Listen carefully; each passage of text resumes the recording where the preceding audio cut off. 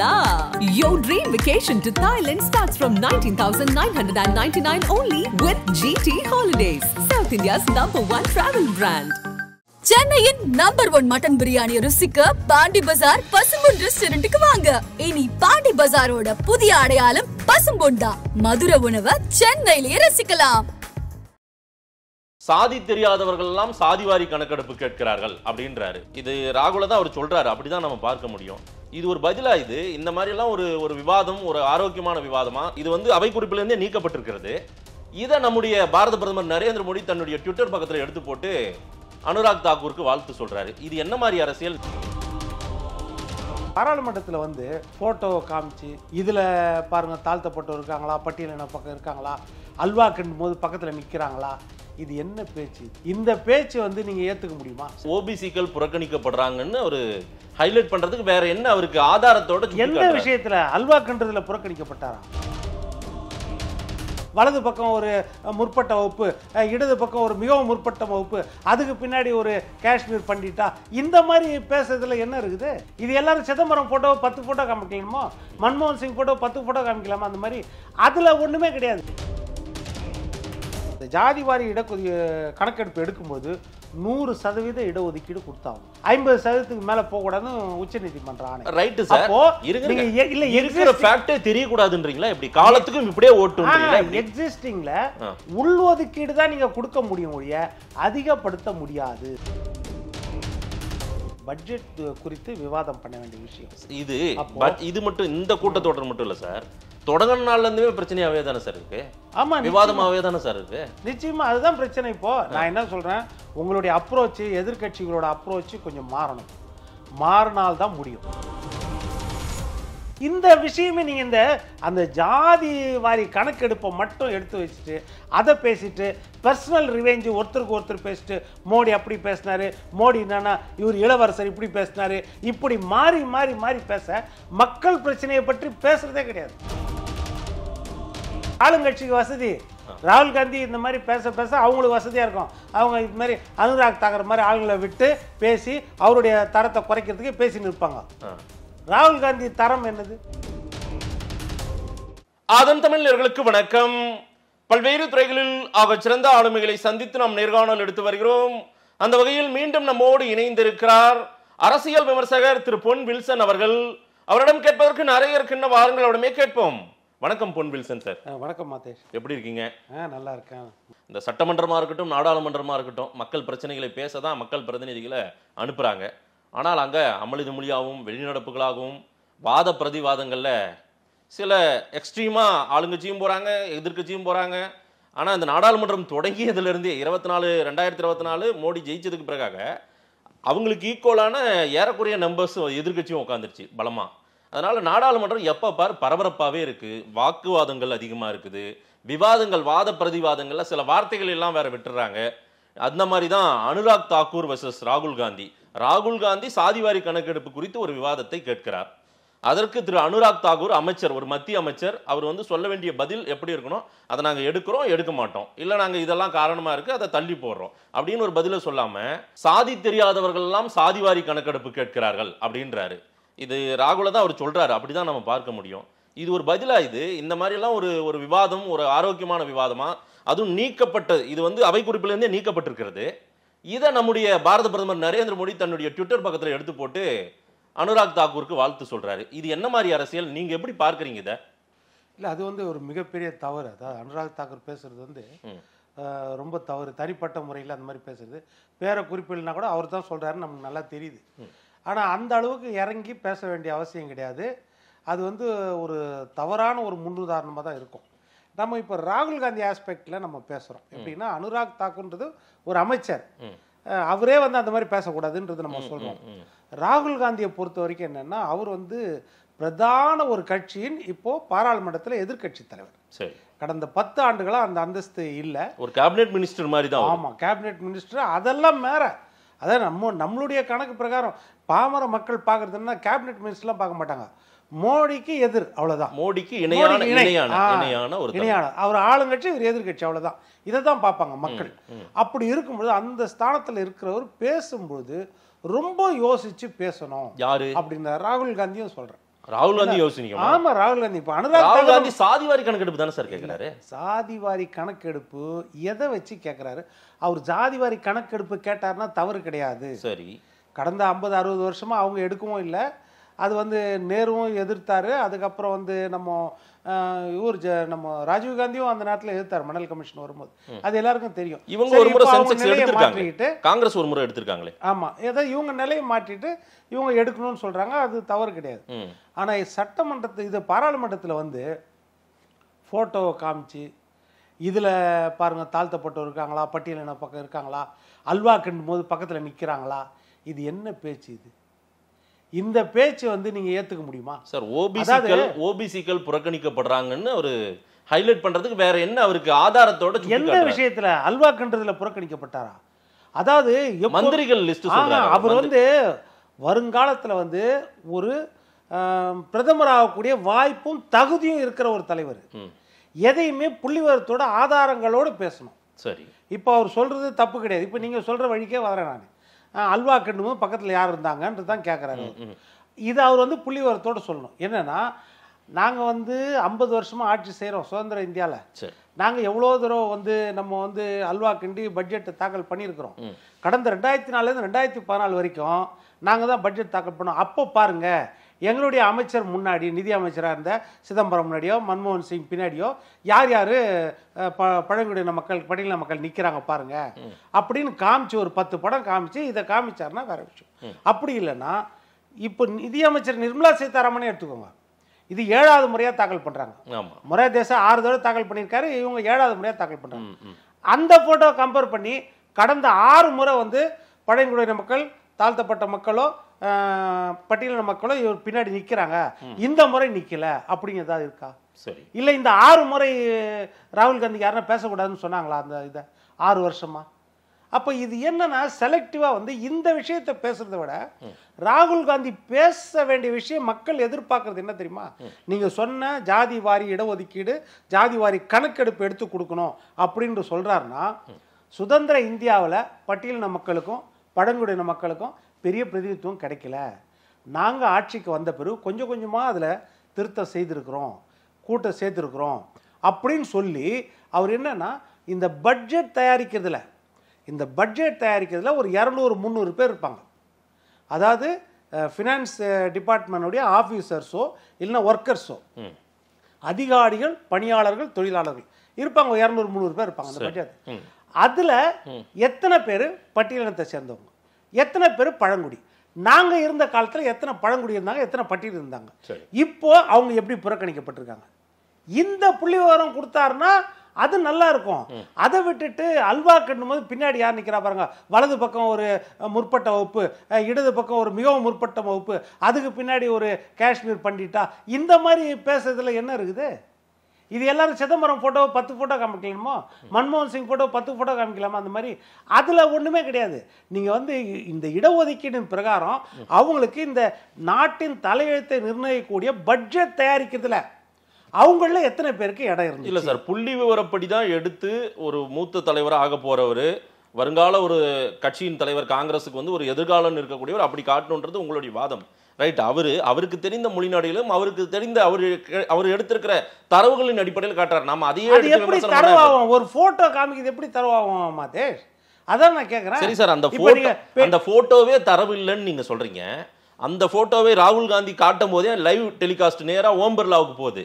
அந்த வீடியோ ஓம் பிர்லாவை காட்டுறாங்க. ஏன் அந்த போட்டோவே காட்ட மறுக்கிறாங்களே? இந்த மாதிரி ஒரு 10 போட்டோ காட்டியிருந்தா இதுக்கெல்லாம் காட்டியிருப்பாங்களா லைவ்ல? இங்க பேசுறதே காட்ட மாட்டாங்களா? சட்டமன்றத்தில் எதிர்கட்சி தலைவர் எடப்பாடியார் பழனிசாமி பேசுறதே காட்ட மாட்டாங்களா? நம்ம பார்லிமெண்ட் அதுதான் நான் என்ன சொல்றேன். உடனே பார்லிமெண்ட்னா கூட என்னன்னா ஒரு வரம்பு இருக்குது. அந்த மாதிரி போட்டோ காட்டலாமா?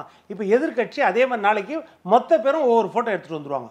அப்ப சட்டமன்றம் மக்கள் பிரச்சனையை வாதாட மன்றமா இருக்குமா, வெறும் போட்டோ காட்டுற மன்றமா இருக்கும்? நாடாளுமன்றம் போட்டோ காட்டுற மன்றமா தான் இருக்கும். நாளைக்கு 1008 கொண்டு வருவாங்க. இப்ப நம்ம அனுராக் தாக்கரே எப்படி கண்டிக்கிறோம்?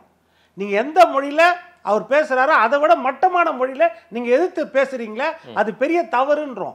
அதே மாதிரிதான் நீங்க எதிர்கட்சியும் செய்யறதுல நம்ம தவறுன்றோம். அது ராகுல் காந்தி செய்தாலும் சரி, ஒரு போட்டோவை வச்சுட்டு நீங்க வந்து அல்வா கிண்டும் போது நிக்கிற அதிகாரிகளோ யாரோ பக்கத்துல நிக்கிறதுல இவங்கள பட்டியலின எவ்வளவு பழங்குடி எவ்வளோன்னு பாத்தீங்கன்னா சார், நீங்க இப்போ உங்களுடைய அனுபவத்திலே நிறைய பார்லிமெண்ட் கூட்டங்களை நீங்க பார்த்திருக்கீங்க.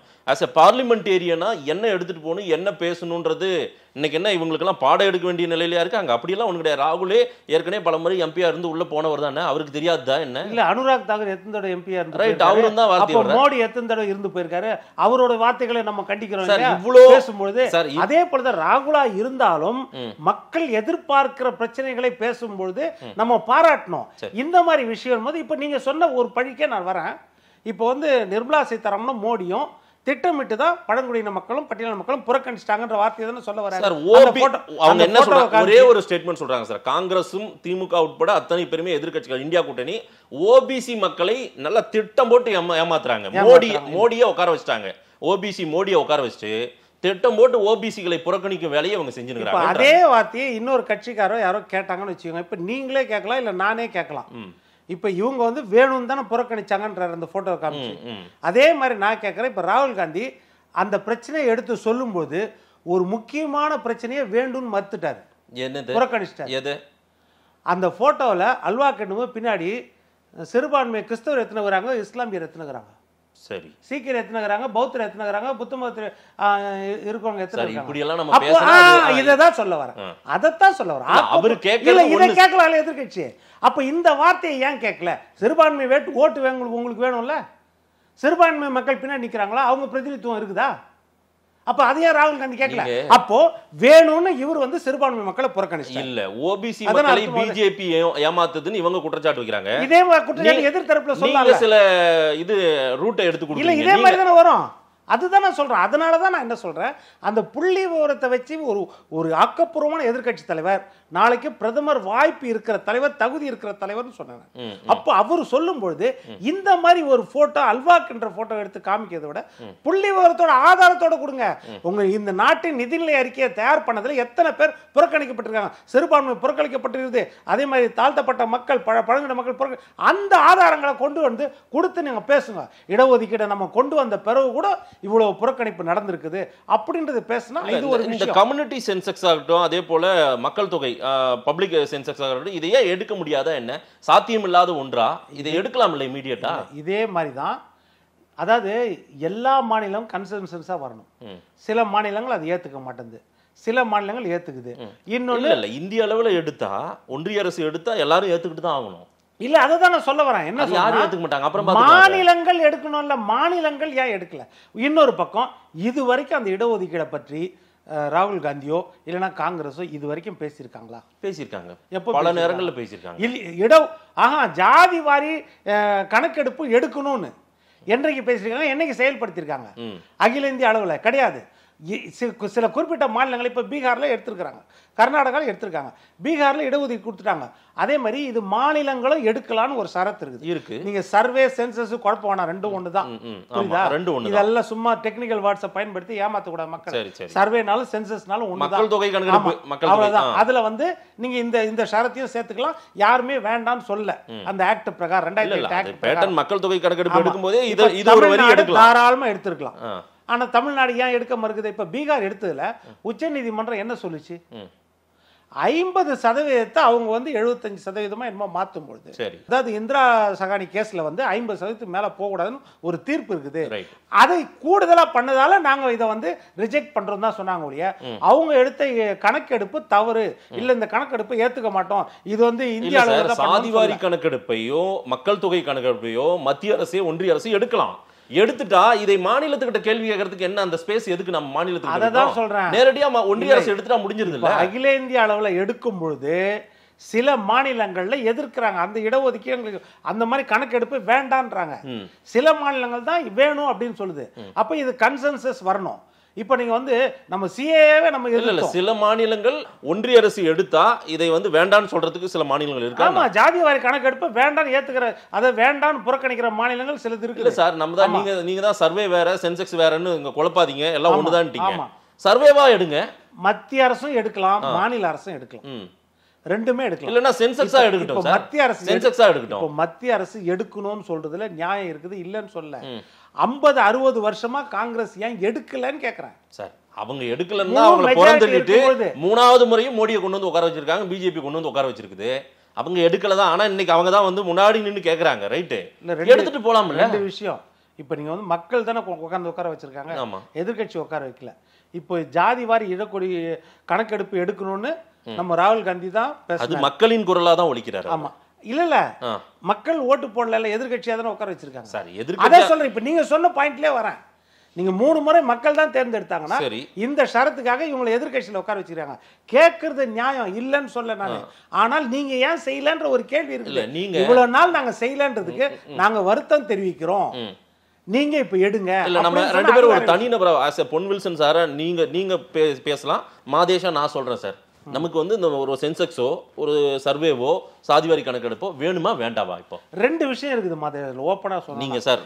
சாமானிய மனிதனா இப்ப ஜாதி வாரி கணக்கெடுப்பு எடுக்கும்போது அட்வான்டேஜும் இருக்குது, டிஸ்அட்வான்டேஜும் இருக்குது. அதாவது என்ன விஷயம்னா, ரெண்டு விஷயம் எடுத்துக்கோங்க. 50% மேல போகக்கூடாதுன்னு சுப்ரீம் கோர்ட் ஆர்டர். சரி, நம்ம வந்து அந்த 8வது அட்டவணையில் சேர்த்துருக்கிறோம். அதனால நம்மளுக்கு வந்து 69% இடஒதுக்கீடு யாருமே செய்ய முடியாது. ஜனாதிபதி ஒப்புதலோட நம்ம இம்ப்ளிமெண்ட் பண்ணியாச்சு. அதுல கை வைக்க முடியாது, அவ்வளவுதான். ஆனா என்ன அப்படின்னா, இந்த ஜாதிவாரி கணக்கெடுப்பு எடுக்கும்போது 100% இடஒதுக்கீடு கொடுத்தாகணும்.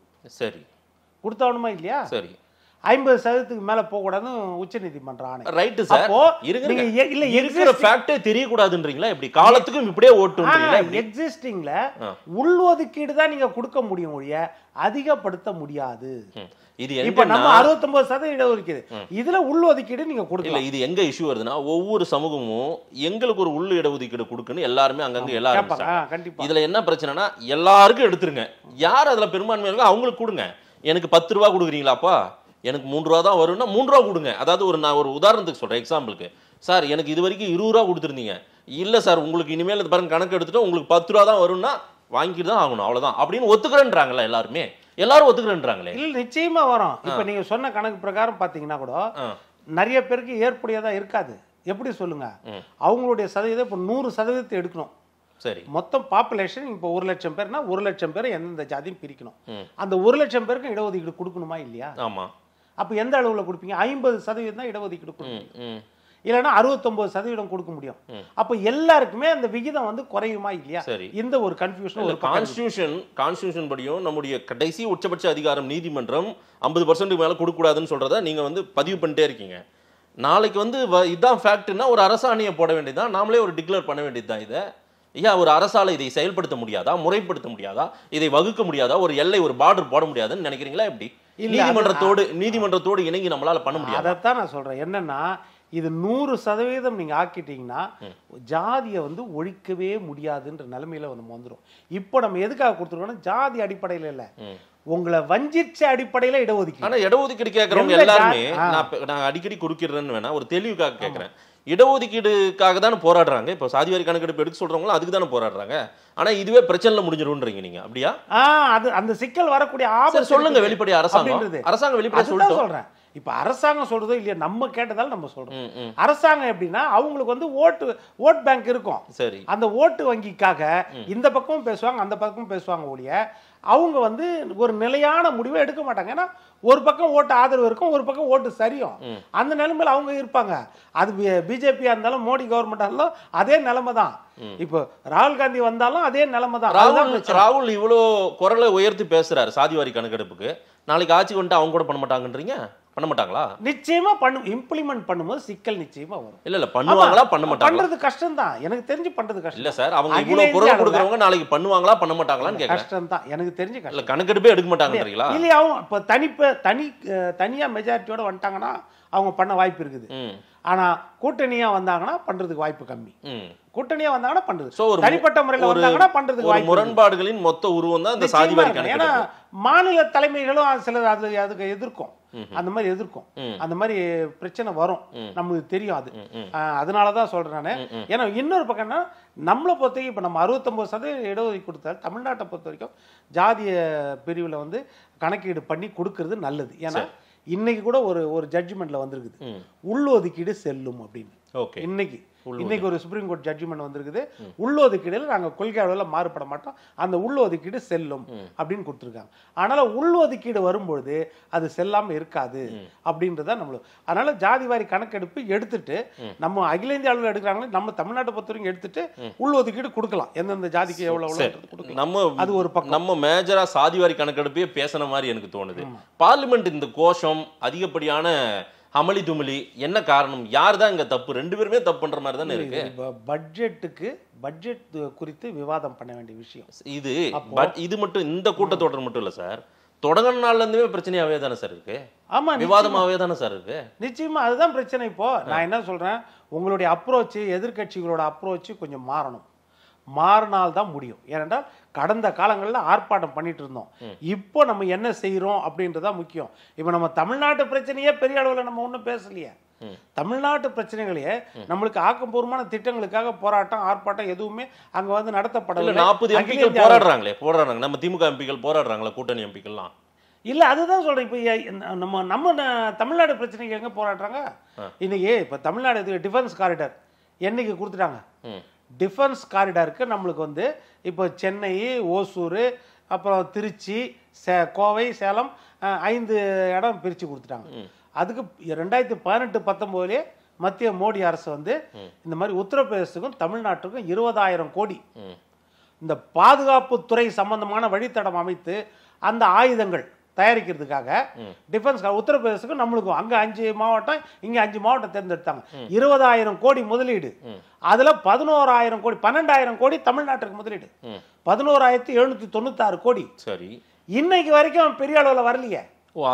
பட்ஜெட்லயும் பிரதிபலிக்கலையே. இல்ல, அதையுமே நம்மளே தீர்மானிச்சிட்டா எப்படி? இங்க இருந்து போற எம்பிக்கள் நிறைய கேட்கறாங்களே, இந்த நீட் விலக்குக்கு கோரிக்கை கோஷம் போடுறாங்க, வெளிநடப்புலாம் பண்ணிட்டு வெளியே வராங்க, வெளியே வந்து பார்லிமெண்ட்ல ஒரு தர்ணா உட்காடுறாங்க.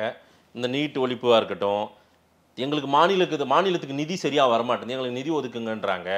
இந்த மாதிரி விஷயங்கள் எல்லாம் ஹைலைட் பண்ணுறாங்க. அதில் ஏதாவது ஒன்று செஞ்சால் தானே இதையெல்லாம் கொண்டு போய் கேட்பாங்க அவங்க. நம்ம தான் எதையுமே செய்ய மாட்டோம். அதுதான் இப்போ தமிழ்நாட்டை பொறுத்த வரைக்கும் இந்த தமிழ்நாடுன்னு கிடையாது, நிறைய மாநிலங்கள் புறக்கணிக்கப்பட்டிருக்கு பிஜேபியால். அது நம்மளுக்கு இந்த பட்ஜெட்டில் நல்லா தெரியுது. சரி, அதாவது எல்லாருக்கும் கொடுக்குற அமௌண்ட் வருது பார்த்தீங்களா, நேச்சுரல் ஃபண்ட்ஸ், அதுல வந்து நம்மளுக்கு கடைமடைக்கு தண்ணி வந்து சேர்ற மாதிரி நம்மளுக்கும் கொஞ்சம் வந்து சேரும் வருது. அதெல்லாம் வேற விஷயம்.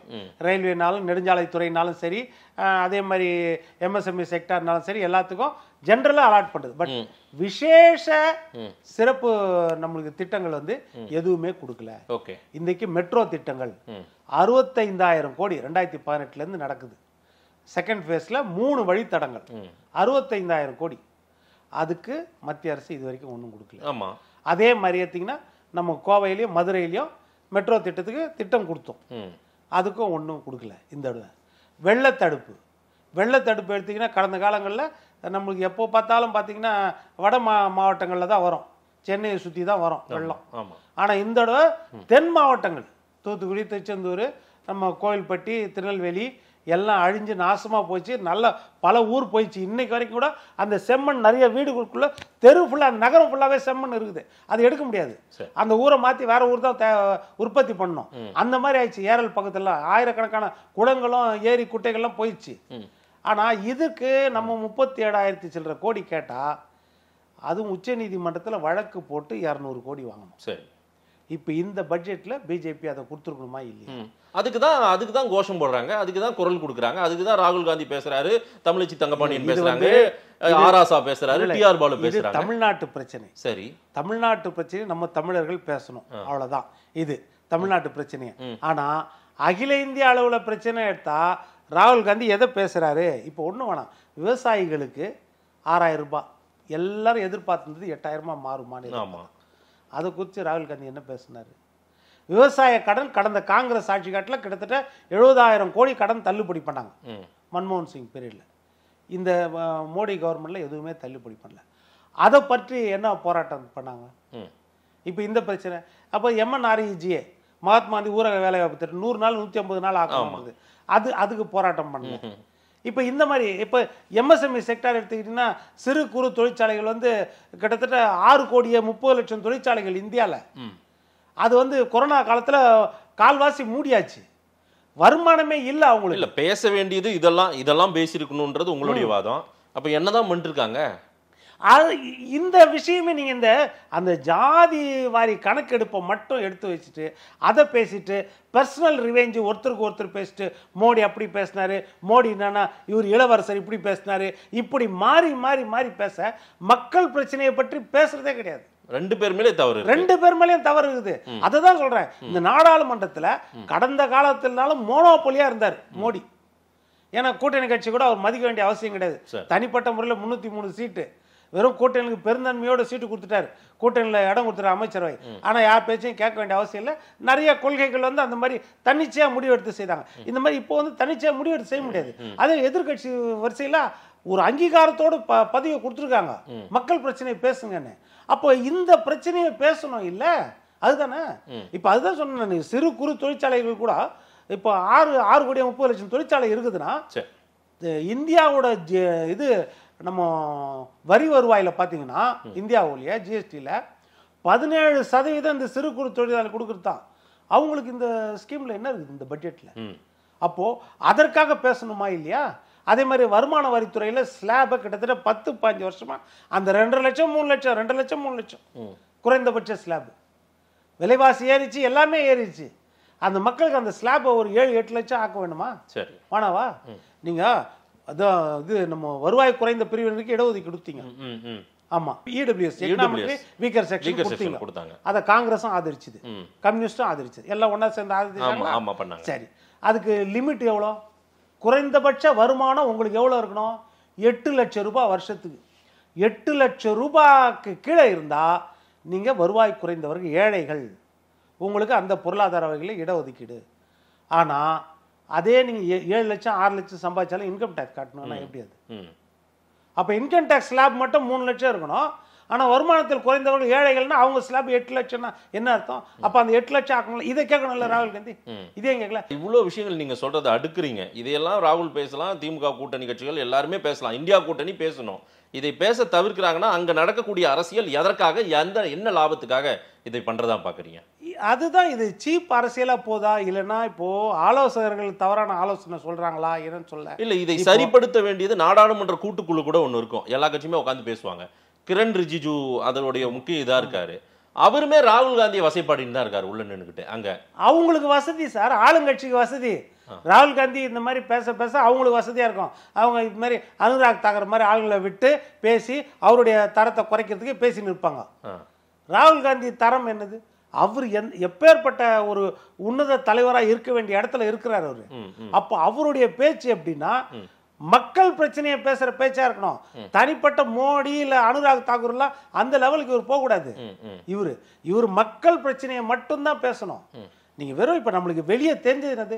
இந்த ஜாதி வாரி கணக்கெடு மட்டும்தானே ராகுல் காந்தி பேசணும் தெரியுது. இன்னும் என்னென்ன பேசினாருன்னு வெளியே தெரிஞ்சுதா?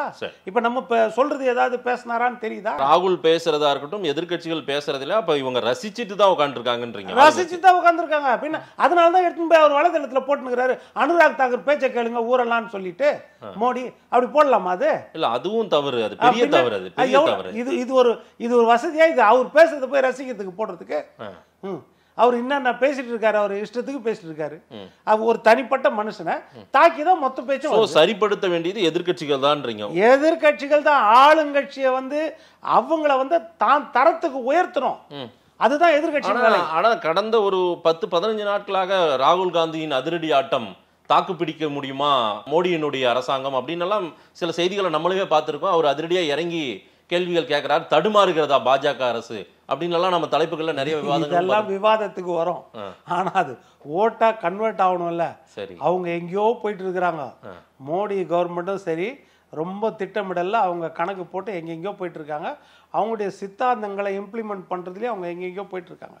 அப்படி இருக்கும்போது நம்ம அடிக்க வேண்டியது அவங்கள ஒர்த்ஃபுல்லா அடிச்சாதான் சரியா இருக்கும் அப்படின்றதா என்னுடைய கணக்கு. இதையெல்லாம் தான் பேச வேண்டியது. ஆனா 6 பேரு சக்கர வியூகம், தாமரை, அப்புறம் அதானி, அம்பானி, நீரவ் மோடின்னு இவர் பேசிட்டு இருக்காரு. இந்த வார்த்தையை பேசி பேசி நம்மளுக்கு, அதாவது இதே தான் காங்கிரஸ். எப்படின்னா காங்கிரஸ் காலத்துல கம்யூனிஸ்ட் இதை பற்றி பேசுவாங்க. காங்கிரஸ் சுதந்திர இந்தியாவில் எது எடுத்தாலும் காங்கிரஸ் டாடா பிர்லாக்கு தான் கொடுக்கணும், டாடா பிர்லாக்கு தான் கொடுக்கணும். டாடா பிர்லா தத்து பிள்ளை காங்கிரஸுக்குன்னு. அதே விஷயத்த இன்னைக்கு அதானி அம்பானின்னு பேசுவோம். நம்ம இங்கே தமிழ்நாட்டில் என்ன கொடுத்துருக்கோம்? டேட்டா சென்டர் வந்து 32,000 கோடி வந்து நம்ம இவங்களுக்கு தானே கொடுத்துருக்கோம். இப்போ அதோட எக்ஸ்டென்ஷன் அடுத்தது ஆயிரக்கணக்கான கோடி, அதுவும் அதானிக்கு தான் கொடுக்க போகிறோம். இப்போ அதானி வந்து பார்த்துட்டு போனார்ல. அதானி அம்பானியை எதிர்த்து கொண்டே அதானி அம்பானிக்கு பிசினஸ் எல்லாரும் தான் பண்ணுறாங்க. அப்போ எல்லாரும் அவங்க பிசினஸ் மேன், அவங்க வியாபாரிகள். ஆளுங்கட்சியும் அதானி அம்பானியை பயன்படுத்துறாங்க, எதிர்கட்சிகளும் பயன்படுத்துறாங்க. நிச்சயமா பயன்படுத்தும், ஆளுங்கட்சி கூடுதலா பயன்படுத்தும். இந்த பார்லிமெண்ட் ஆளுங்கட்சியா வந்தாலும் பார்லிமெண்ட் மக்களுக்கானதா எப்போ மாறும்னு நீங்க நினைக்கிறீங்க? அதுதான் எதிர்கட்சி கையில தான் இருக்குது. நான் என்ன சொல்றேன், எதிர்கட்சியை பொறுத்த வரைக்கும் பிரதான கட்சி காங்கிரஸ் கையில இருக்குது. என்னன்னா இது மக்கள் பிரச்சனைகளை மட்டும்தான் நாங்க பேச வேண்டும் அப்படின்றத. அப்போதான் நீங்க வந்து மோடியை வந்து நீங்க சைலண்ட் பண்ண முடியும். மக்கள் பிரச்சனையை பேச தான் நீங்க இந்த மாதிரி சென்சிட்டிவ் விஷயம் பேச அவங்களுக்கு வசதியா இருக்கும். ஆனா அவங்க என்ன நினைக்கிறாங்க, இப்போ 2-3 மாசமாவே இப்போ ஆட்சி தொடங்கியதுல இருந்தே அவங்களை அமைதிப்படுத்திட்டோம், மோடி ரொம்ப ஒரு சோகமான முகத்துல தான் வந்து போயினுங்கிறாரு அப்படின்னு நினைக்கிறாங்க போல தெரியுது. மோடி தான் இந்த ரிஜிஜுவை வச்சு பேசுறாரு, அப்புறம் அனுராக் தாக்கூரை வச்சு பேசுறாரு, ஒவ்வொருத்தரையும் வச்சு பேசிட்டு இருக்காரு. பேச வேண்டியதெல்லாம் பேசாமல் விட்டு தேவையற்ற விஷயங்களை பேசி நேரத்தையும் வீணாக்கிட்டு இருக்காங்க. பார்லிமெண்ட்டை ஒரு சந்தகடம் மாதிரி நடத்திட்டு இருக்காங்க. நிச்சயமா கண்டிப்பா அடுத்த முறையாவது இந்த மாதிரி இருக்கக்கூடாது. பாராளுமன்றத்தை பொறுத்த வரைக்கும் நல்ல விஷயங்களுக்கு பேசிட்டு வெளிநடப்பு செய்யணும். ஜாதி வாரி கணக்கெடுப்பு எடுக்கணும் அப்படின்றது நம்ம தவறு கிடையாது, இல்ல உண்மைதான். அதை ஒரு தடவை அழுத்தம் கொடுத்தாச்சு, அவங்க எடுக்கலன்னா மக்கள் பதில் சொல்ல போறாங்க. அதுக்கு அப்படி இல்லையா நீதிமன்றத்தில் வழக்கு கூட தொடுக்கலாம், நீங்க பொதுநல வழக்கு மாதிரி. அது வேற விஷயம். மற்ற பிரச்சனைகள் எல்லாத்தையும் எதிர்கட்சியை பொறுத்த வரைக்கும், ராகுல் காந்தியை பொறுத்த வரைக்கும் கணை மேல கணை தொடுத்துட்டே இருக்கணும் மோடி மேல. இந்த பட்ஜெட்ல அவ்வளவு குறை இருக்குது. நல்ல திட்டங்கள் சிலது இருந்தாலும் சிறப்பு திட்டங்கள் எதுவுமே கிடையாது. நீங்க தமிழ்நாடு பேர் சொல்லன்றீங்க, பேர் சொல்லன்னா பரவாயில்ல, திட்டங்கள் என்ன கொடுத்தீங்க? அதுதானே. மூச்சுக்கு 300 தடவை பீகார் பேர் சொல்றாங்க, மூச்சுக்கு 300 தடவை வந்து ஆந்திரா பேர் சொல்றாங்க. அப்படி இருக்கும்போது அவங்களுக்கு 15,000 கோடின்றாங்க, இவருக்கு 26,000 கோடின்றாங்க. வெள்ள தடுப்பு பணிக்கு பீகாருக்கு 11,500 கோடின்றாங்க. அதெல்லாம் வந்து நீங்க எதிர்த்து பேசலாம். நேயர்களும் பார்க்கக்கூடிய நேயர்கள் எதுதான் உண்மை, எதை பேசியிருக்க வேண்டும்னு நீங்களும் பெரிய பட்டியல போட்டிருக்கீங்க. தேவையுள்ள ஒரு நேரத்தை தேவையற்ற நேரமாக மாற்றி கொண்டிருப்பது யாருன்றத மக்களே கூட சொல்வார்கள். நீங்களுமே சொல்லியிருக்கீங்க. மக்கள் என்ன சொல்றாங்கன்னு பார்க்கலாம். நேரில் வந்து நேரம் கொடுத்து பேசுவீங்க. நன்றி பொன் வில்சன் சார். நன்றி.